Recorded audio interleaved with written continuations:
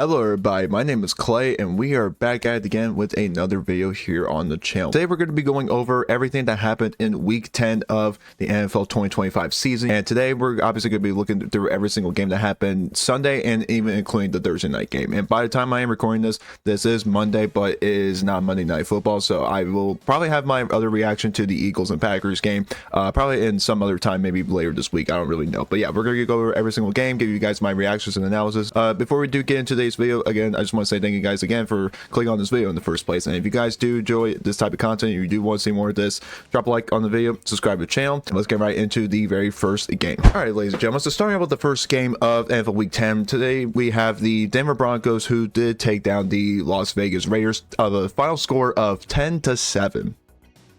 10-7. This was a game. Yeah, this was, in my opinion, I'm gonna be honest, I didn't really get to see a lot of this game. Like, again, like I had a lot of stuff going on in the background and a lot of stuff, but yeah, honestly, when I did watch a little bit of this game, I really wasn't too interested in, and honestly, it just felt kind of just like a slogfest in my opinion. But yeah, we're gonna go over the stats here. So Geno Smith, not a great game by him. I mean, not like the absolute worst game, but it's really not a great game. I mean, he literally had like an absolute letdown of a game compared to last week. You know, he put up 4 touchdowns against the Jaguars too, where this game he only went 16 for 26, 143 yards, no touchdowns, and 1 interception. I think he now leads the NFL in like 13 interceptions, if I'm not mistaken. So that's really, really bad right there for a quarterback that just got a $100 million contract right there. Ashton Jeanty-Rice run game was really, really lousy, except for Jeanty. At least he got 60 yards. He did get a touchdown, which was the only touchdown in the game for the Raiders. And receiving wise, like, it was just lackluster. I mean, Tyler Lockett led the team in receptions, and he led the team with 44 yards receiving. And Brock Bowers, you would think he's going to have a really good game compared to last week. I mean, I think he had like 12 catches for like somewhere around like 120 yards last week and like 3 touchdowns, which was really impressive. But this week, 1 catch for 31 yards. And I believe it was like the first quarter. So literally he was just really non-existent after, you know, the 1 catch. But the Raiders defense, though, I will give them credit. They actually did play pretty good football in this game. I think they had a combined, looks like 2 sacks only, but they did get a lot of pressure on Bo Nix. And the 2 interceptions actually came from Caillou Blue Kelly. That's the guy's name. And Max Crosby, he had 2 tackles, 3 assists right there. So, yeah, I mean, Raiders defense did play really good, but the offense absolutely just, again, it's really been the story for the Raiders. Like, the defense, it's not been that great this year, but it's been getting better, but the offense just really can't do anything, you know, if their defense actually does end up playing good. So shame on the Raiders for losing this game. But I really can't say the Broncos played really that much better. I mean, Bo Nix was okay. He wasn't that great. He was 16 for 28 for 150 yards, 1 touchdown, and 2 interceptions. Run game was like okay. I mean, they had J.K. Dobbins go for 18 carries and 77 yards of 4.3 yards a carry. Not that bad, honestly.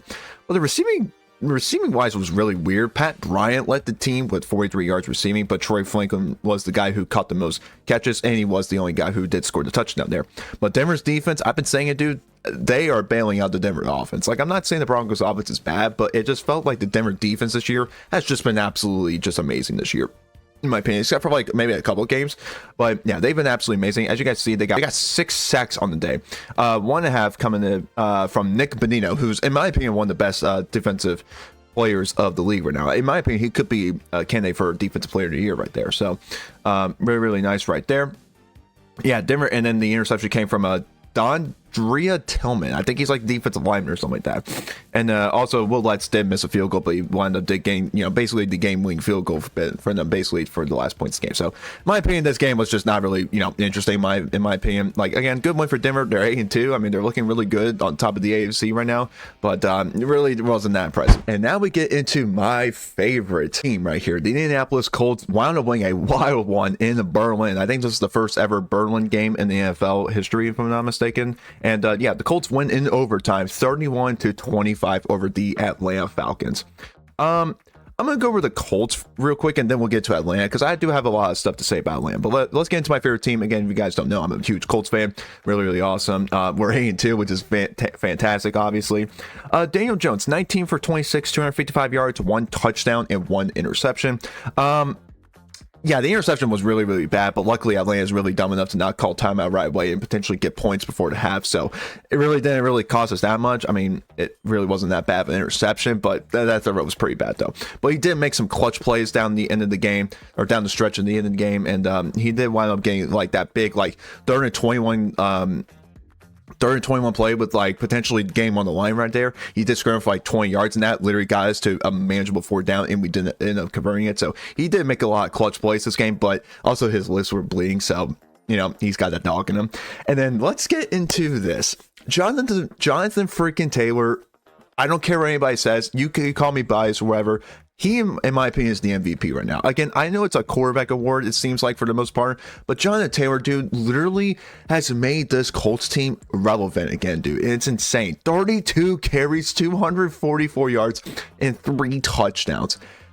If you're telling me he's not the MVP, I don't know what more you can ask from this guy. Like, this guy's absolutely making this Colts team so much better, and they're already so much better with Daniel Jones as their quarterback. So, and also that 83-yard touchdown, man, that was absolutely insane. Like, he only looked like he was just going to get like a 5-yard first down, but then he just broke a couple tackles and just ran all the way. So, shout out to Jonathan Taylor. Also, shout out to Daniel Jones. Again, he did have that big 20-yard run there to make it a manageable fourth down. 7 carries for 53 yards, pretty good right there.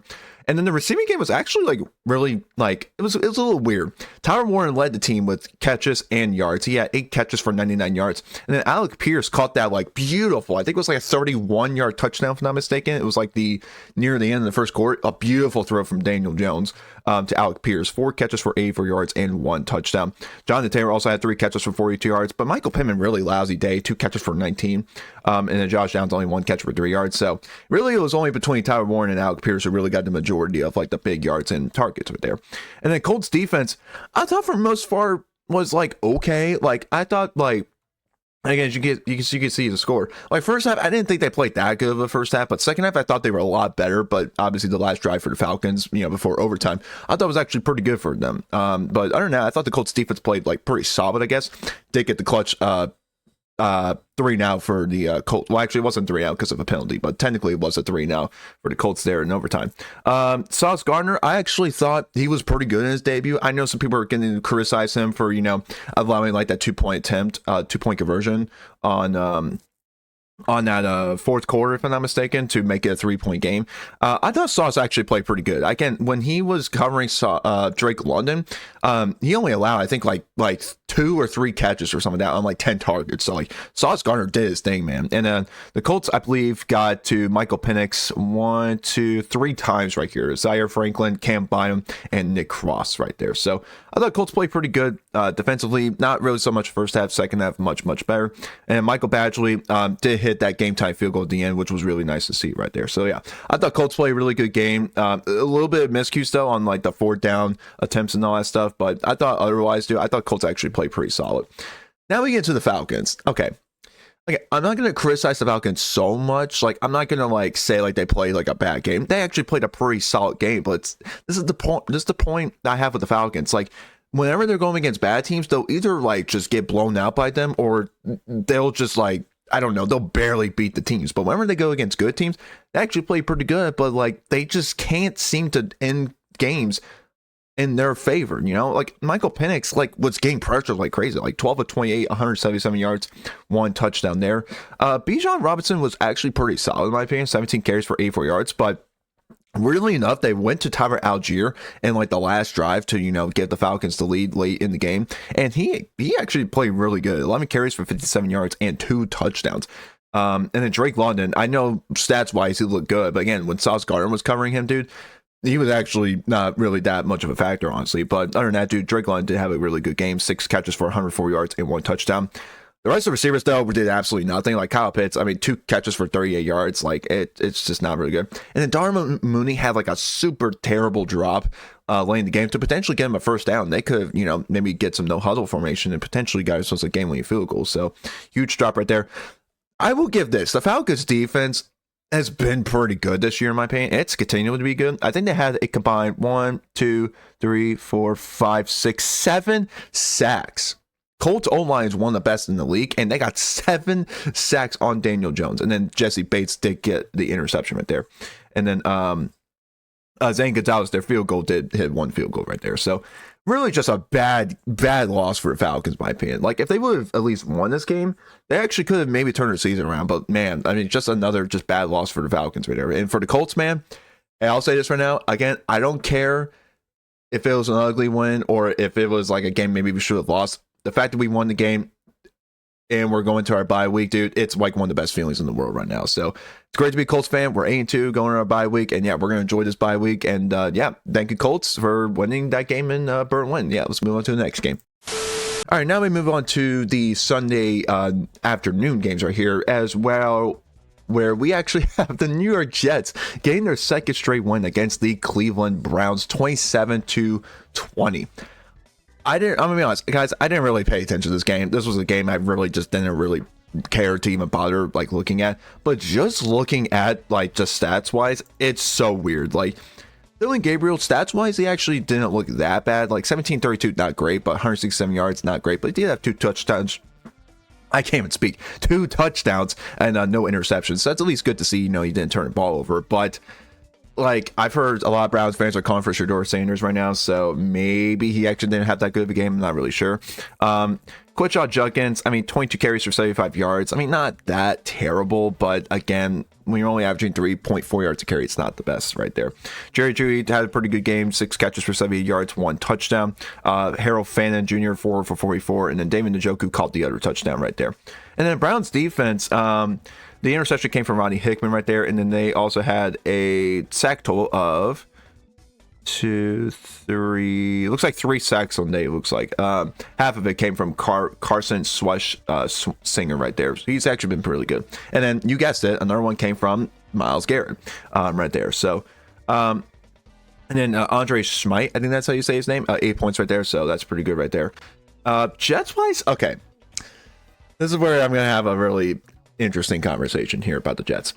Justin Fields threw for 54 yards, completed only 6 passes, where 46 of it was a receiving touchdown by Breece Hall. So 46 of the yards came from a long touchdown. If you take away that 46-yard catch for Breece Hall, he would have had 8 total yards passing. And the Cleveland Browns lost to them. And also, you know, it's crazy. The Jets, I think their first 2 touchdowns were special teams touchdowns. Like, I think they had a kickoff return for a touchdown, and then they had a punt return touchdown. So this is actually a pretty wild game. Again, look at the receiving. Like, this is just abysmal, dude. Like, literally, the only, like, Breece Hall holding 42 yards. It was on that 1 catch. All the other receivers, dude, like Garrett Wilson. Garrett Wilson played 0 catches for 0 yards. Yeah, he's probably going to request a trade. But, I mean, at least the Jets won. So, I mean, you can't really blame them too much. And then this is crazy right here. Will McDonald had 4 sacks on the day. Incredible game from Will McDonald. He's actually been a sneaky good defensive player this year. And then Quincy Williams also had the other sack right there, and Jermaine Johnson too. So the Jets defense actually played really good. Nick Folk got 9 points and 2 field goals right there. So Jets, I mean, hey, they won 2 in a row, and the Cleveland Browns, well, they're the Cleveland Browns. Now we get into an upset, which I didn't see this one coming, whereas the New Orleans Saints, who were 1-8 before this game, went into Carolina Panthers, who just beat the Green Bay Packers and won 17-7, scoring 17 straight points. Again, this is another game I really just didn't really pay attention to. But as you guys see, like the stats wise, Tyler Show looked really good stats wise. 19 for 27, 282 yards, 2 touchdowns. That's what you really want to see from a rookie quarterback, and that's really, really promising to see if you're a Saints fan right there. Alvin Kamara had a pretty solid day, 22 carries for 83 yards, and he averaged 3.8 yards a carry. Chris Olave, I did see his one-hand catch. That was absolutely wild. I will give Chris Olave that. Juwan Johnson had a really good game, 4 for 92 and 1 touchdown right there. And the Saints defense, other than that opening drive, played so well this game. Like, I was really worried for the Saints defense coming in this game because they were going against, Rico Dowdle and Bryce Young right there. So, but Alontae Taylor hauled in the interception right there. And the Saints, I think, got only 2 sacks on the day, but it seemed like they got a lot of pressure on the Saints defense right there for Bryce Young. Speaking of Bryce Young, really terrible game. I don't know what to make of this guy. Like, I think some weeks he looks good, but some weeks he doesn't look good. Bryce Young, 17 for 25, 124, and 1 interception. That's just not really good, dude. But this is the big thing right here. Rico Dowdle only had 18 carries for 53 yards and 1 touchdown.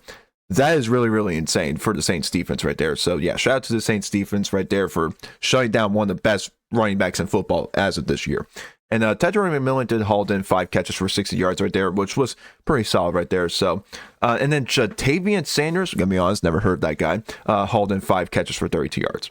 But honestly, the Panthers defense, I thought still played pretty good. Really isn't that bad. But yeah, so 17 points really isn't that bad for, the Panthers defense, who's actually been playing pretty good this year. But yeah, just really terrible loss for the Panthers. When you think that this is just going to be an easy game for them, they wound up losing this game. So shout out to the Saints, though. They came in prepared, and yeah, go Saints right there. And now we get into probably one of the games I was actually really interested in watching here. We actually have the New England Patriots beating the Tampa Bay Buccaneers 28-23. Man, the Patriots, 7 straight wins in a row. What a game this was. This was kind of a crazy game, honestly. Drake May, I think he's making a case that he could be the MVP of this league right now. He's just playing at such a good level. I know stats wise, maybe not like the most typical Drake May game like you would see previously, but 16 for 31, 270 yards, 2 touchdowns, and one. I wouldn't say it wasn't a bad decision. It's just like it was just kind of a costly decision by Drake May. But yeah, I thought Drake May play pretty good right there. Trayvon Henderson had like that huge run to basically seal the game. 14 carries for 147 yards and 2 touchdowns. Really insane. Who would have thought this? Matt Collins being the number 1 receiver for New England, 6 catches for 106 yards. Kyle Williams caught that 72-yard touchdown. That was incredible right there. Stephon Diggs hauled in for 46 yards, 5 catches for 1 touchdown. Patriots defense was also pretty solid this game. I get it, the Bucs are missing receivers and all that, but like the Patriots defense played really, really good this game. I think looks like they got 2 sacks on there right there. Didn't get any turnovers, but yeah, really good. They made Baker Mayfield look disruptive out there, which you obviously love to see that for the New England defense. Baker Mayfield, I thought he actually played pretty good right there. 28 for 43, 273 yards, and 3 touchdowns on the day, so that's pretty good right there. Sean Tucker, 9 carries for 53 yards. The run game was like iffy at best. Mika Buka, 6 for 115 and 1 touchdown. K-On caught 9 for 82, so really good day for K-On. And then Taz Johnson's been a sneaky good like 3rd or 4th receiver for the Buccaneers. 4 catches for 42 yards and 2 touchdowns right there. So, and then Tampa Bay's defense, they didn't really look the best, let me be honest. Like, again, they gave up 28 points, but they did get the crucial interception, so they gave their offense a chance. It's just Patriots defense played good right here. So, shout out to the Patriots, man. They're rolling 7 straight wins, and I think they're absolutely legit. And if you're Tampa Bay, I really wouldn't be that worried if I'm a Tampa Bay Buccaneers fan.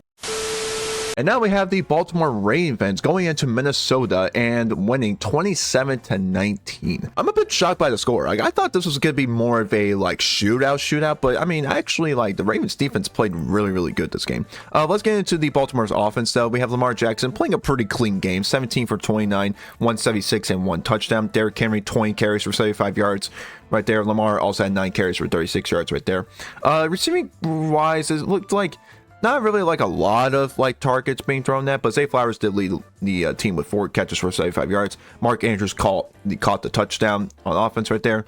But I gotta give a shout out to the Ravens defense. I know they sacks wise, they only got 1 sack in a day, but they got so much pressure on JJ McCarthy to where McCarthy was just trying to like find open receivers, you know what I'm saying. But they did haul in 2 interceptions, one of them coming from Malachi Starks, the rookie, and then one of them coming from Marlon Humphrey right there. And obviously, you know, you can't forget about Tyler Loop, who kicked 4 for 5 field goals, and they gave them 13 points. So shout out to Tyler Loop right there. JJ McCarthy, I'll be honest, I'm really concerned for him. He didn't look good this game. 20 for 42, 248 yards, 1 touchdown, 2 interceptions. Run game really wasn't that great. I mean, yards wise, not bad, but they just didn't. They had to throw the ball a lot of times, so that's why, you know, they kind of had to go away from the run game because they're trying to catch up to Baltimore.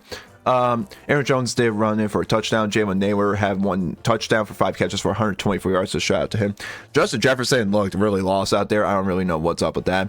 The Vikings, they did get, looks like 1 sack of the day, looks like, but they really didn't do a lot, honestly. And Will Riker did kick 7 points for the Vikings. So great win for Baltimore, 3 wins in a row. They're right back in the playoff hunt. And for the Vikings, well, they're probably one of the most inconsistent teams in the league right now. And now we get into probably the upset of the day, the Miami Dolphins. Wow, what a 360 here for the Buffalo Bills. After just beating the Chiefs, and then they get absolutely bullied by the Miami Dolphins, 30-13. And don't let the scoreboard fool you. This game just was a blowout for the Dolphins. Like, and it's weird. You know what's weird? It's like the Dolphins offense didn't like play great passing wise. Like Tua, like clean game in terms of like completions for attempts, but like he threw 2 interceptions for, you know, he did throw 2 interceptions, and then he only passed the ball for 173 yards and 2 touchdowns, but really Devon Achane was the guy that like sealed it for the Dolphins. 22 carries, 174 yards, 2 touchdowns on 7.9 yards per carry. Incredible game from Devon Achane. Jalen Waddle also had a really good game, was 5 catches for 84 yards and 1 touchdown. Also, can't forget about Devon Achane catching 6 catches for 51 yards. So yeah, that definitely helps out right there. But I gotta give a major shout out to the Dolphins defense. I know stats wise, maybe not the absolute best, right here, but they got pressure on Josh Allen. I think that's what really threw off Josh Allen, the Bills offense right here. Bradley Chubb had sack. Zach Seiler also had sack. Willie Gay Jr. also had sack. And then the interception came from Ifeatu Melifonwu. Let me know if I got that right on the first try. I'm not really sure. But yeah, shout out to the Dolphins offense and defense. They played really good. Josh Allen. I know some people were criticizing him. I thought he played pretty good. Stats-wise, he actually didn't look that bad. 20 for 40, 306, 2 touchdowns, and 1 interception. The interception really wasn't that good. And then he also did have a fumble loss. I did see that on like a QB sneak, which actually was kind of funny. Run game, I mean, it really wasn't the best per se. Khalil Shakir caught 7 catches for 58 yards, so he was kind of like their go-to guy. And then touchdowns came from Keon Coleman and Jackson Halls right there. Bills defense. Weird. It's like they actually didn't look that bad defensive wise, but the run defense was pretty terrible though for against Devon Achane right there. The interception came from Cole Bishop and Maxwell Harrison, who's actually been playing much better recently. So shout out to him. Yeah, it's just I don't know what happened here. Like Bills, like kind of like a complete 360 from being the Chiefs. Everybody's hyped up for the Bills, Super Bowl team, and then they fell to the Dolphins here. So. Yeah, I mean, good win for the Dolphins. Really bad loss for Buffalo.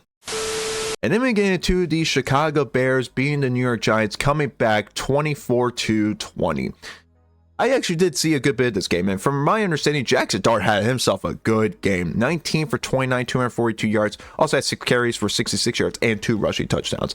Unfortunately, he did get concussed this game, so Russell Wilson did come in, and the rest is history.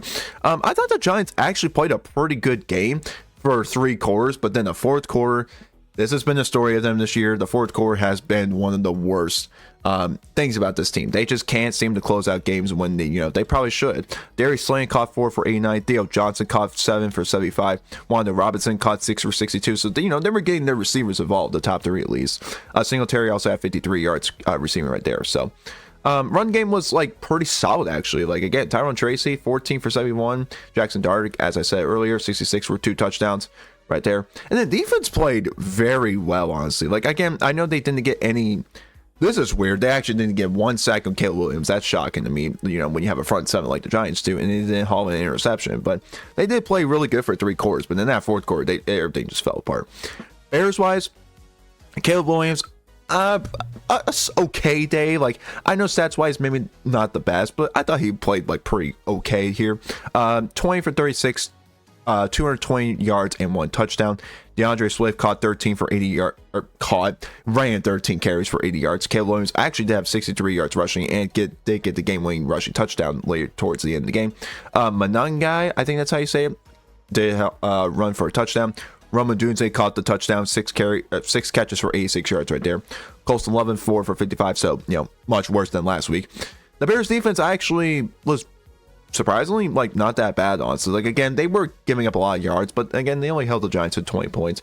CJ Gardner-Johnson, the guy who's literally moving around the league like it's nothing, dude, did haul in 2 sacks, so arguably the best game of his, arguably the best game of the season for him so far. Montez Sweat hauled in a sack and a half right there, and Gervin Dexter hauled in half a sack right there. So, a good comeback win for the Bears. I'm not really sure if I'm really still sold on them, though. I mean, they're winning games where you think it's a little ugly, and then the Giants, well, I mean, they're probably just looking towards the draft right now.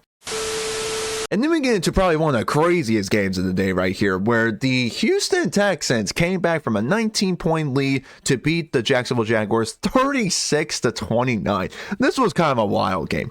The first 2 quarters, it seemed like the Jaguars were just going to run away from this, and even the 3rd quarter too. So Jacksonville absolutely blew out. Like they absolutely choked this game. Like offensive wise, it really seemed like the Jaguars offense didn't really do like that much. It seemed like, I mean, Lawrence didn't really have that good of a game. 13 for 23, 158 yards, 1 touchdown, 1 interception. ETN, the run game was like iffy at best. I mean, he did get a rushing touchdown there. Parker Washington caught the only offensive receiving touchdown right there. Jacoby Myers did lead, the team with catches and receiving yards, but only 3 for 41 though. The defense I thought actually played really good until the fourth quarter. It seems like that's a thing for fourth quarter teams nowadays.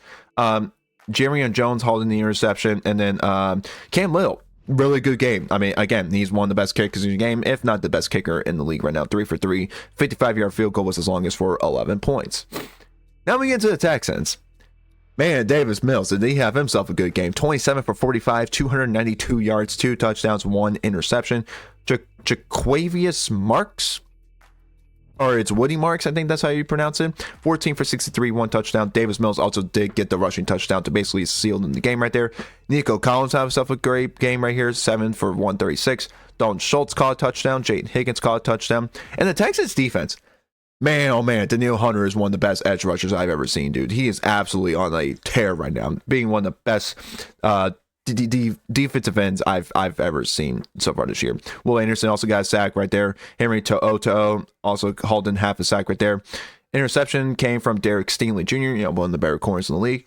And then Matthew Wright did kick 1 field goal for the Texans. So incredible fourth quarter comeback for the Houston Texans that arguably probably saved their season, avoiding getting swept by the Jaguars. So great win for the Texans. And if you're the Jaguars, well, yeah, absolutely terrible loss. Just move on to next week.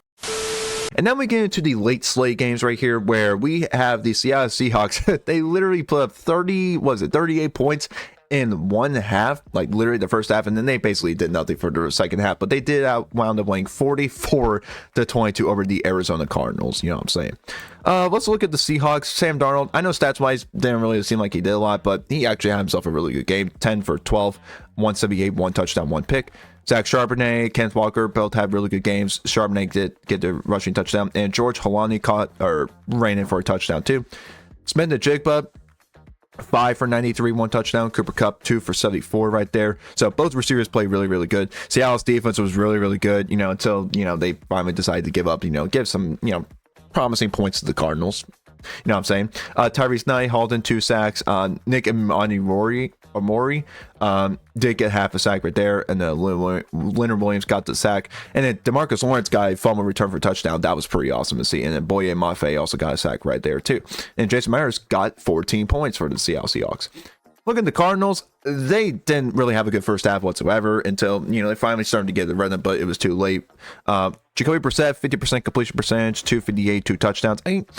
He's still playing really good. It just seems like the offense just better function with Jacoby Brissett in the lineup. So good to see that for, him. Run game was pretty okay. I mean, they didn't really run the ball that much because, they were down big in this game. And then Trey McBride, 9 for 127, 1 touchdown. Okay, I didn't see that one coming. And then the Cardinals defense, they didn't look good whatsoever. I mean, the only interception came from Denzel Burke, and the rest is just not very good. Josh Sweat got the sack, and that's pretty much it from my point of view. So, yeah. Seattle Seahawks being one of the best teams in the league, and Cardinals, well, it is what it is. Now we get into the Detroit Lions literally putting a BTA to the Washington Commanders 44-22. Who would have saw this one coming? Jared Goff, really good game, 25 for 33, 320 yards, 3 touchdowns right there. Jahmyr Gibbs had himself one of the best games of his career, 15 for 142, 2 touchdowns. Montgomery carried the ball 15 times for 71 yards. Jameson Williams, 6 for 119, 1 touchdown. Amon St. Brown got a touchdown. Jahmyr Gibbs got a touchdown. Detroit's defense played really good right there. So, yeah, really good to see. Jake Bates accumulated for 12 points of the Lions points right there. And Mariota actually did have to have some of a bad game from stats-wise. 16 for 22, 213, 2 touchdowns right there. Run game was really bad. It seemed like, again, they were just trying to catch up to, Detroit Lions, and, it was a little too late right there. I would have never seen this one coming. Treylon Burks lead the team with receiving yards for 58 yards, and then Zach Ertz with 54, and then Deebo Samuel caught the touchdown too.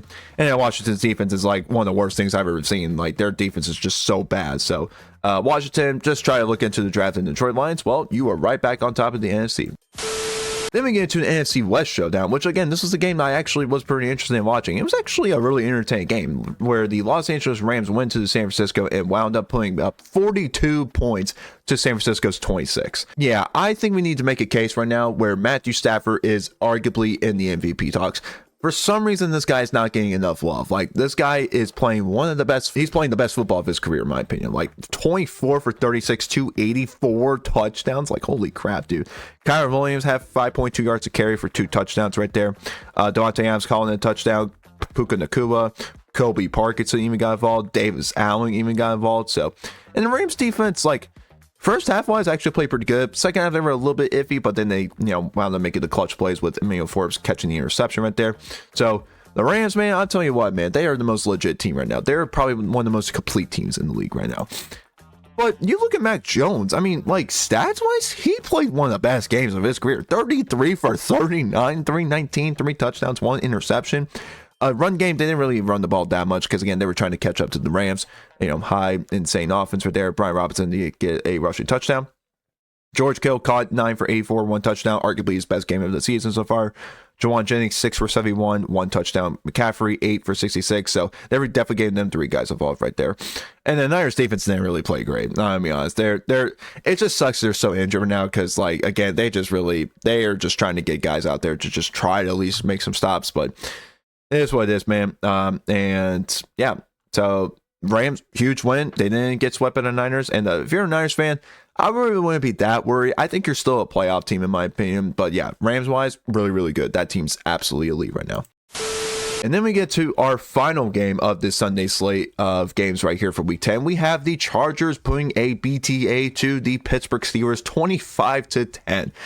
Yeah, again, don't let the scoreboard fool you. This game was it was all the way Chargers right here. First, like, maybe I would say like 25 minutes of the game, it felt like it was just gonna be like a Steelers slugfest, and it was gonna be like one of them types of games. But the Chargers getting that touchdown literally just ran away with the game right there. So let's look at the Chargers first. Justin Herbert, 20 for 33, 220, 1 touchdown. Pretty good game for him. Vital, 25 for 95 yards, 1 touchdown right there. And Ryan McConkey caught that like 60-yard reception that basically sealed the game. 4 for 107, 1 touchdown right there. Quentin Johnson also had 5 catches for 42 yards right there. And then the Chargers defense played one of the best. I think they had arguably one of their best defensive performances of the year. Hauling in 2 interceptions from Dante Jackson, RJ Miggins right there. And then Cameron Dicker, the kicker right there. 3 for 4, 59-yard field goal, 11 points for the Chargers right there. So really good to see for Dicker, the kicker.